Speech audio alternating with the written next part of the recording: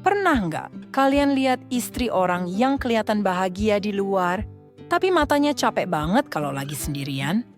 Itu aku, ibu satu anak, istri lelaki baik, yang tiba-tiba jatuh cinta sama orang yang bukan suaminya. Dan yang lebih parah, orang itu adalah teman kerjaku sendiri. Halo sahabat, terima kasih sudah mampir ke channel ini. Sebelum kita mulai cerita yang seru dan menarik, kali ini saya punya permintaan kecil. Ingat, jangan subscribe channel ini. Tapi kalau kalian suka dengan konten ini, saya akan sangat senang kalau kalian absen dulu di kolom komentar dari kota mana Anda menonton video ini.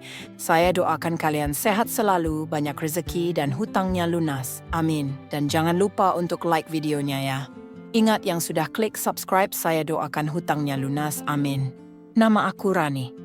Kalau orang lihat dari luar, hidupku kelihatan rapi, normal, aman. Tapi hati itu aneh ya, kadang justru bergetar sama orang yang enggak seharusnya. Aku enggak pernah niat selingkuh. Aku enggak pernah bangun pagi lalu bilang, hari ini aku mau jatuh cinta sama orang lain. Tapi perasaan itu datang pelan-pelan, kayak gerimis yang diam-diam bikin baju basah.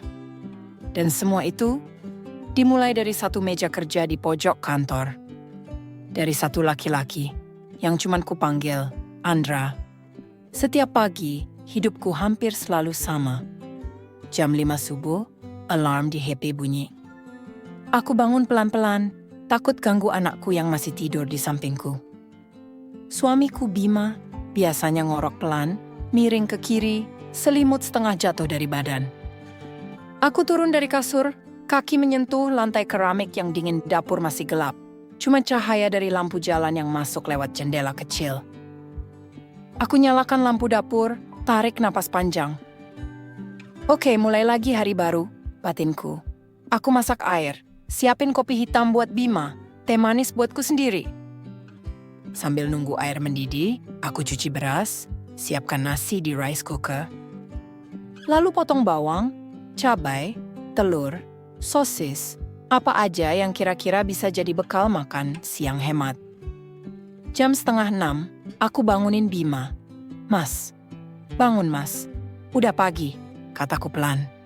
Dia biasanya cuma menggerutu sebentar, lalu bangun, duduk di pinggir kasur. Udah masak kopi? Udah di meja, jawabku. Bukan suami yang jahat. Dia nggak pernah mukul, nggak pernah bentak aku. Cuma entah sejak kapan obrolan kami tinggal seputar uang belanja, cicilan, dan harga beras. Setelah itu, aku mandikan anak, siapkan seragam TK-nya, suapin sarapan, cek tas, isi botol minum. Jam 7 kurang, rumah sudah ramai. Suara TV, suara sendok ketemu piring, suara motor tetangga. Jam 7:30, aku pamit. Mas, aku berangkat ya? Iya, hati-hati. Pulang jangan malam-malam, jawab Bima tanpa menoleh dari HP.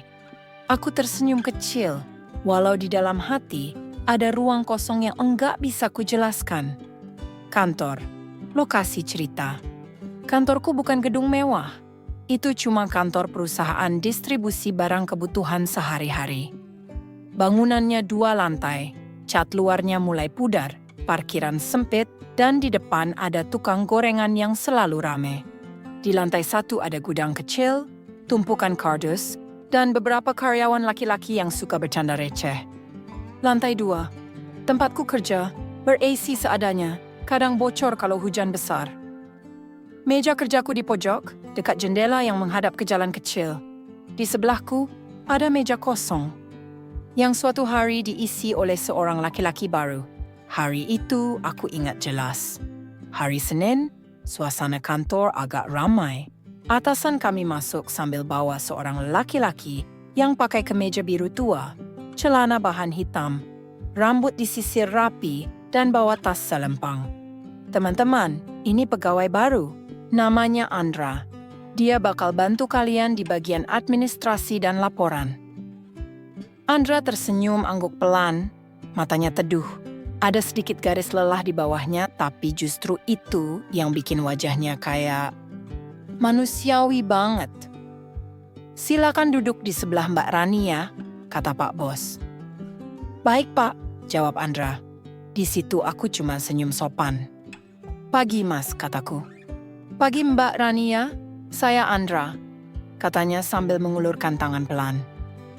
Aku sambut tangannya sebentar, lalu kembali fokus ke layar komputer. Saat itu aku belum merasa apa-apa. Belum ada deg-degan, belum ada getaran aneh. Semua masih biasa, masih aman. Babak 3 ketegangan meningkat. Awal kedekatan. Andra ternyata cepat akrab. Bukan akrab yang banyak bercanda jorok, bukan juga sok dekat. Dia tipe orang yang kalau ngomong pelan, tapi diperhatiin. Hari-hari pertama, dia banyak tanya soal kerjaan. Mbak, kalau input data di kolom ini, format tanggalnya gimana ya? Oh, pakai format dd/mm/yy. Mas kayak gini, jelasku sambil mendekatkan kursiku ke mejanya. Kadang bahu kami hampir bersentuhan, tapi kami sama-sama jaga jarak. Aku bisa mencium wangi parfumnya yang lembut. Bukan wangi mencolok, tapi wangi bersih, kayak habis mandi sore. Pelan-pelan, obrolan kami meluas. Suatu siang saat jam makan, kantor agak sepi. Yang lain banyak yang turun ke warung dekat kantor.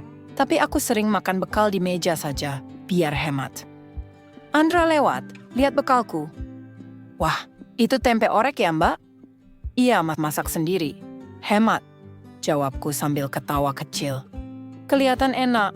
Istri saya dulu juga suka masak tempe gini, katanya pelan. Aku agak kaget. Dulu? Dulu, Mas? Andra menarik napas. Iya, istri saya udah meninggal, Mbak. Kecelakaan 2 tahun lalu. Aku terdiam. Maaf ya, Mas. Aku nggak tahu. Nggak apa-apa, orang kantor juga banyak yang belum tahu. Jawabnya sambil senyum tipis. Sejak hari itu entah kenapa, aku mulai melihat Andra beda. Dia bukan sekadar teman kerja baru. Dia laki-laki yang juga pernah punya rumah tangga, yang juga pernah punya rasa kehilangan. Dan mungkin, di situ hati kami pelan-pelan mulai saling ngerti tanpa kami sadar. Pesan singkat, perhatian kecil. Awalnya semua masih aman di jam kerja. Tapi lama-lama, merembet keluar jam kantor. Suatu malam, aku lagi di dapur cuci piring. Anak sudah tidur, Bima di ruang tamu nonton bola sambil pegang HP. Tiba-tiba HP-ku di meja dapur berbunyi. Ada chat masuk. Andra. Mbak Rani, maaf ganggu. Mau nanya, file laporan stok hari ini disimpan di folder mana ya? Aku jawab singkat. Di folder stok mingguan, Mas Yang tanggal hari ini ada di paling bawah. Beberapa menit kemudian dia balas lagi. Oke, makasih ya Mbak. Maaf banget ganggu malam-malam. Aku spontan ketik. Nggak apa-apa, Mas. Santai aja. Lalu, percakapan itu nggak berhenti di situ saja. Andra tiba-tiba kirim pesan lagi. Mbak nggak capek. Tadi siang lihat Mbak kayaknya sibuk banget. Aku menatap layar HP agak lama. Ada rasa hangat aneh di dada. Suamiku jarang sekali bertanya hal seperti itu sekarang.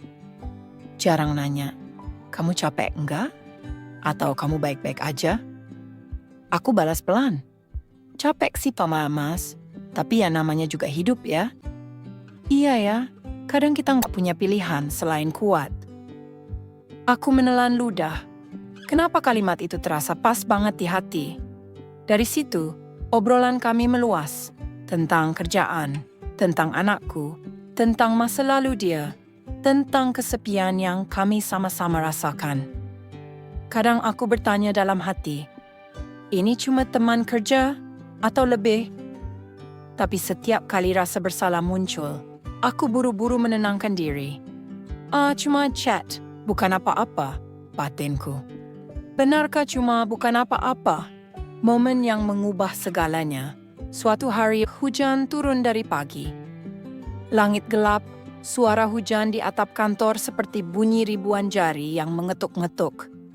Siang itu banyak karyawan yang izin pulang cepat karena banjir di jalan. Kantor jadi sepi. Tinggal aku, Andra, dan 2 orang di bagian gudang. Sekitar jam 4:30 hujan malah makin deras. Aku lihat dari jendela, jalanan sudah mulai tergenang. Duh, gimana pulangnya ini? Gumamku. Andra mendekat ke mejaku. Mbak, naik apa pulangnya?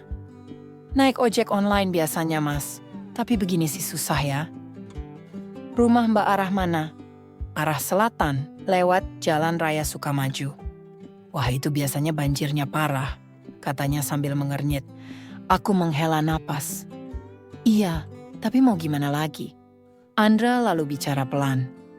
Kalau Mbak mau, saya antar pakai motor. Pelan-pelan aja biar nggak terlalu malam di jalan. Aku terdiam. Ada suara kecil di dalam hati yang bilang, jangan. Tapi ada juga bagian lain yang lagi-lagi merasa diperhatikan. Nggak merepotkan, Mas? Nggak lah, rumah saya juga searah kok. Cuma belok dulu dikit. Akhirnya aku mengangguk. Di atas motor. Hujan sudah agak reda ketika kami keluar kantor. Andra pakai jaket hitam, aku pakai jas hujan biru tipis yang selalu kusimpan di tas. Kami melaju pelan di jalanan yang basah. Lampu jalan memantul di genangan air. Suara motor bercampur dengan sisa rintik hujan. Angin sore menyentuh wajahku dingin. Tapi anehnya, aku merasa hangat. Mungkin karena ada seseorang yang rela memutar arah hanya untuk mengantarkanku pulang. Di tengah perjalanan, Andra bicara pelan. Suaranya nyaris tenggelam oleh suara motor. Mbak? Iya, Mas? Mbak pernah ngerasa capek jadi kuat terus? Pertanyaan itu tiba-tiba bikin tenggorokanku tercekat. Sering, Mas. Tapi kalau Mbak cerita ke suami, dia ngerti. Bima itu baik, Mas, tapi kadang dia terlalu fokus sama capeknya sendiri. Aku takut kalau aku cerita, dia tambah pusing. Andra menghela napas. Saya ngerti. Kok bisa? Dulu istri saya juga sering begitu. Dia capek, tapi diem. Saya baru benar-benar sadar setelah dia nggak ada. Aku menunduk merasakan hati bergetar.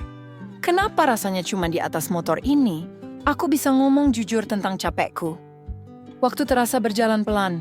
Di belakang punggung Andra, aku melihat bayangan diriku di spion kecil motor, perempuan dengan mata lelah. Tapi untuk pertama kali setelah sekian lama, matanya nggak sesepi dulu.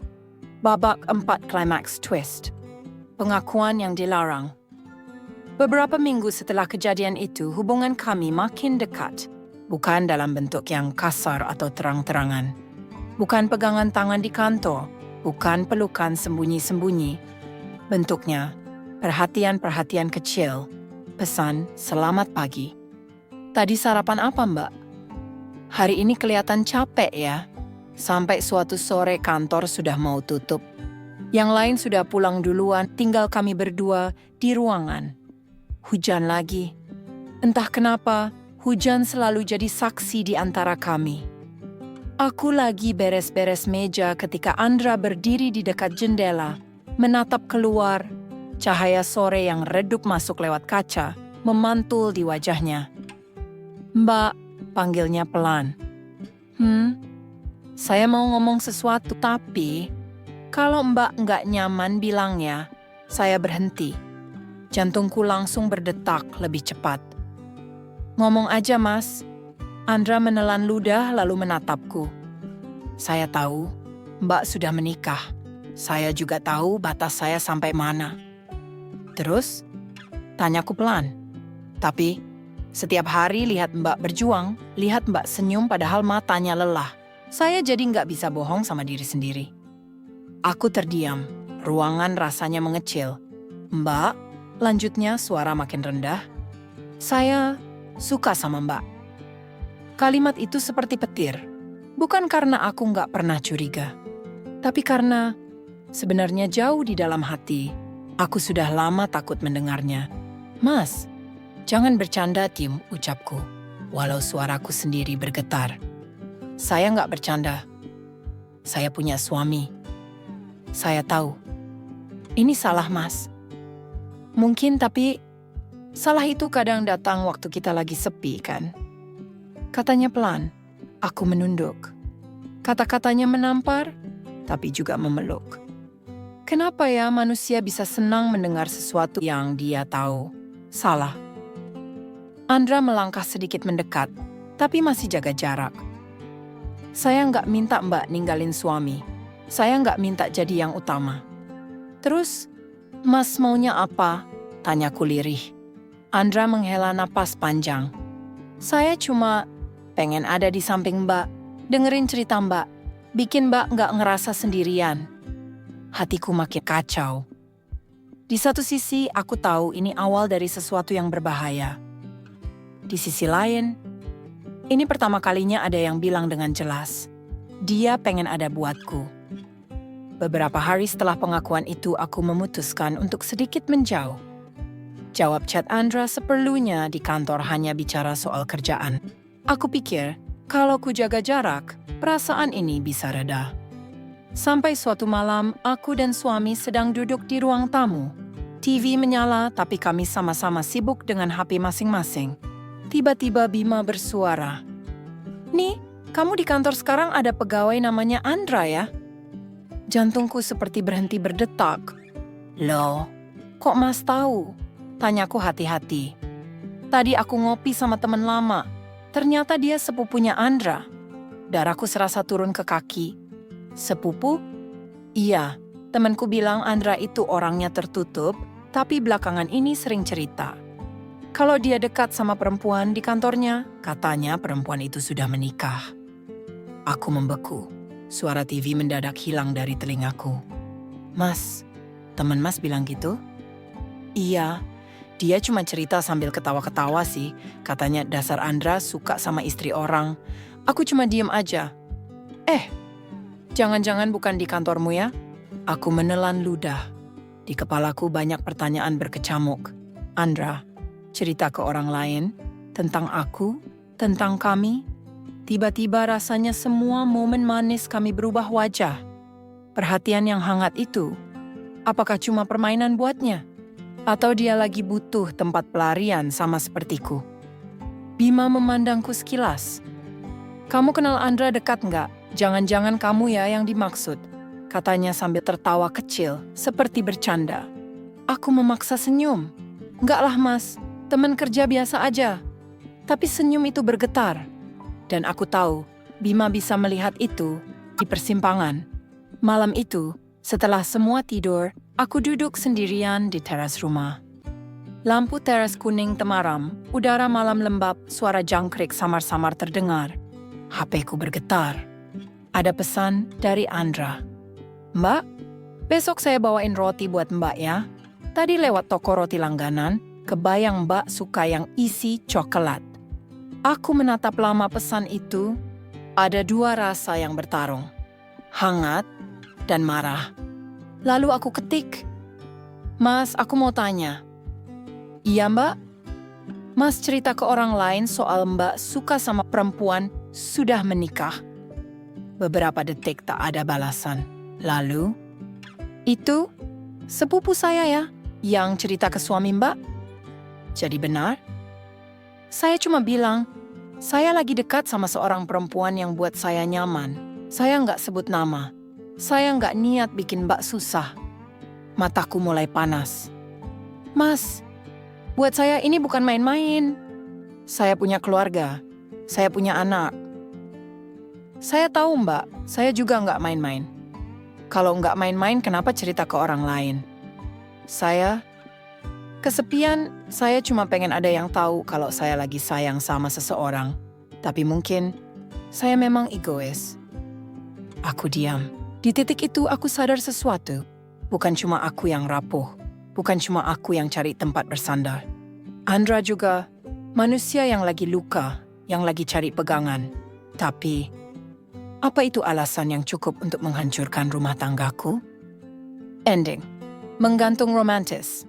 Keesokan harinya, aku masuk kantor dengan hati berat. Andra sudah ada di meja. Ada kantong plastik kecil di mejaku. Pagi, Mbak, katanya pelan. Pagi, jawabku datar. Di kantong itu benar. Ada roti isi coklat. Roti kesukaanku. Kami kerja seperti biasa. Tapi ada jarak yang aneh di udara. Saat istirahat, Andra mendekat. Mbak, boleh saya ngomong sebentar? Aku menghela napas. Ngomong aja di sini, Mas. Nggak usah kemana-mana. Dia mengangguk pelan. Saya minta maaf. Kalau Mbak mau jauhi saya terima. Kalau Mbak anggap saya cuma teman kerja, saya juga terima. Yang penting, jangan sampai hidup Mbak berantakan gara-gara saya. Aku menatapnya. Matanya sungguh-sungguh. Bukan mata laki-laki yang cuma main-main. Mas, kataku pelan. Mas tahu nggak apa yang paling bahaya dari cerita kita? Dia menggeleng. Bukan chat kita, bukan hujan, bukan roti isi coklat. Terus apa? Faktanya, kalau aku jujur, aku memang sayang sama Mas. Andra menutup mata sebentar, menarik napas panjang. Tapi aku juga sayang sama suamiku, sama anakku, sama rumah yang kami bangun dari nol. Suasana hening. Hanya bunyi AC tua yang berdengung pelan. Jadi, Mbak mau gimana? Tanya Andra. Suaranya nyaris berbisik. Aku tersenyum tipis. Senyum yang bercampur sedih dan lega sekaligus. Aku nggak tahu jawabku jujur. Mungkin saat ini kita cukup jadi dua orang dewasa yang saling ngerti, tapi nggak saling memiliki. Andra menunduk. Kalau suatu hari hidup Mbak berubah, kalau suatu hari takdirmu terarah, tambahnya pelan. Mas, iya? Kalau suatu hari itu datang, dan kalau kita masih sama-sama sendiri di dalam hati, mungkin kita bisa ngobrol lagi dari awal, kataku sambil menatap jendela. Di luar, langit cerah. Untuk pertama kalinya setelah banyak hari hujan. Aku berdiri, kembali ke kursiku. Andra melangkah ke mejanya. Hubungan kami tidak selesai dengan pelukan dramatis. Tidak juga dengan ciuman di pojok kantor. Hanya dua hati yang saling tahu mereka pernah hampir jatuh terlalu dalam. Hanya dua orang yang memilih berhenti di tepi jurang walau mereka penasaran seperti apa pemandangan di bawah sana. Dan malamnya saat aku pulang ke rumah melihat Bima tertidur di sofa dengan anakku di dadanya, aku berdiri lama di depan pintu. Dalam hati aku bertanya pada diriku sendiri dan juga pada kalian yang mendengarkan, kalau kalian jadi aku, memilih siapa? Yang selalu ada di rumah, tapi jarang bertanya, kamu capek enggak? Atau yang baru datang tapi enggak pernah lupa nanya, kamu beneran baik-baik aja? Sampai sekarang, jawabannya masih kusimpan sendiri. Yang jelas cerita ini belum benar-benar selesai. Mungkin hanya sedang di-pause oleh waktu.